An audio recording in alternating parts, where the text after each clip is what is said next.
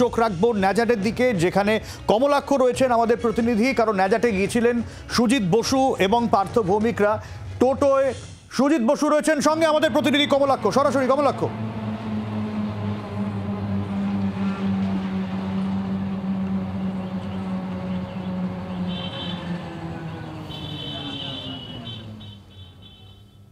এলাকা পরিদর্শনে সুজিত বসু এবং পার্থ ভৌমিক কিছুক্ষণ আগেই বক্তব্য রাখছিলেন তারা, এবং যা যা ক্ষতি হয়েছেন সাধারণ মানুষের যা যা অভিযোগ সেই সমস্ত বিষয় নিয়ে ব্যবস্থা নেওয়া হবে, এমনটাই সুজিত বসু এবং পার্থ ভৌমিকের তরফে বলা হলো। আমরা কমলাক্ষর সঙ্গে যোগাযোগ করার চেষ্টা করছি। টোটোয় সুজিত বসুর সঙ্গে কমলাক্ষ রয়েছেন সরাসরি, এবং কমলাক্ষর কাছ থেকে আমরা জানার চেষ্টা করব কি বলছেন সুজিত বসু এই নিয়ে, কারণ গত কয়েকদিন ধরে সন্দেশখালী নিয়ে রাজনৈতিক চাপানোতর, এবং সেই জায়গায় দাঁড়িয়ে কি বলছেন মন্ত্রী সুজিত বসু। কমলাক্ষ, বোধহয় কমলাক্ষর সঙ্গে যোগাযোগ করা গেছে, আমি কমলাক্ষর সঙ্গে সরাসরি চলে যাব কমলাক্ষর কাছে। কি বলছেন মন্ত্রী সুজিত বসু? কমলাক্ষ, সরাসরি তোমার সঙ্গে।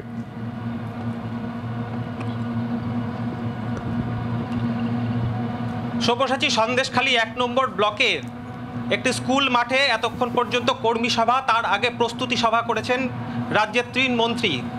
মূলত সন্দেশখালী পরিস্থিতির উপর প্রকৃত সত্য সামনে আনার চেষ্টা এই মুহূর্তে শাসক দলের, এবং তার সঙ্গে সঙ্গে সাধারণ মানুষের আস্থা ফেরানোর লক্ষ্যে মন্ত্রীরা আজকে ঘটনাস্থলে এসেছিলেন, এবং আগামী 3রা মার্চ বিশাল সমাবেশের ডাক দেওয়া হয়েছে। আমার সঙ্গে এই মুহূর্তে রয়েছেন রাজ্যের মন্ত্রী সুজিত বসু।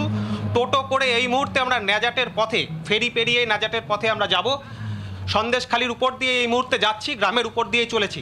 সুজিতদার কাছে একটু জানতে চাইব, সুজিতদা, বিরোধীরা বলছে যে কার্যত ড্যামেজ কন্ট্রোল করতে আজকে আসলেন এবং সাধারণ মানুষকে মুখ বন্ধ করবার জন্য ভয় দেখাতে এলেন। আপনারা কি করলেন আদতে এসে আজকে?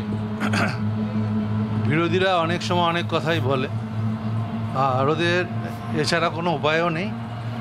আমরা যে কারণে এসেছিলাম যে সাধারণ মানুষের সঙ্গে কথা বলবার এবং প্রকৃত ঘটনাটা কি সেটা ভালো করে জানতাম।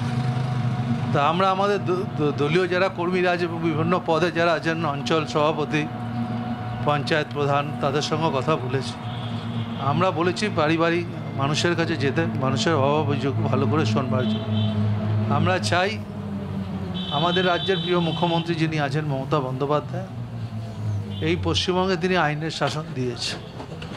একটা দুটো ঘটনা কোথাও বিক্ষিপ্ত হয়তো ঘটেছে কিছু, নিশ্চয়ই সেটা আমরা দেখব। অলরেডি আপনারা দেখেছেন আমাদের দলের 2জনকে অলরেডি, তাদের 1জনকে সাসপেন্ড করা হয়েছে, 2জন অ্যারেস্ট হয়েছে। আমরা মনে করি যে কোনো রকম অন্যায়কে আমাদের সরকার সমর্থন করে না, এবং অতীত আপনারা দেখেছেন বিভিন্ন বিষয়। তা আমরা মনে করি যদি কেউ পার্টির নাম করে কেউ খারাপ কিছু করে, নিশ্চয়ই আইনের পথে চলবে। আমরা বলেছি ভয় পাওয়ার কিছু নেই, তার কারণ বিরোধীরা এটাকে নিয়ে একটা সস্তা রাজনীতি করবার তারা প্রচেষ্টা করছে। আমরা মনে করি সাধারণ মানুষ, তাদের সঙ্গে আমরা কথা বলে যেটা বুঝেছে, সাধারণ মানুষের আস্থা মমতা ব্যানার্জির প্রতি তাদের আছে। উত্তম সর্দারের বিরুদ্ধে দল ব্যবস্থা নিয়েছে, শিবু হাজরা এখনো পর্যন্ত গ্রেপ্তার হয়েছেন, দল এখনো পর্যন্ত তার বিরুদ্ধে ব্যবস্থা নেয়নি। কি সিদ্ধান্ত নিচ্ছে দল? উত্তম সর্দারের সম্পর্কে আপনারা জানেন, এনকোয়ারি হয়েছে এবং এনকোয়ারি রিপোর্ট জমা পড়েছে, তারপর দল সেটাকে গ্রহণ করেছে। শিবু সর্দার গতকাল অ্যারেস্ট হয়েছে, শিবু হাজরা গতকাল অ্যারেস্ট হয়েছে, কিন্তু এখনও পর্যন্ত তার এনকোয়ারি, দলগতভাবে এনকোয়ারি এখনও হয়নি। যদি দেখা যায় শিবু সর্দার দোষী, তাহলে দল তাকে রেয়াত করবে না, এটা মাথায় রাখবেন।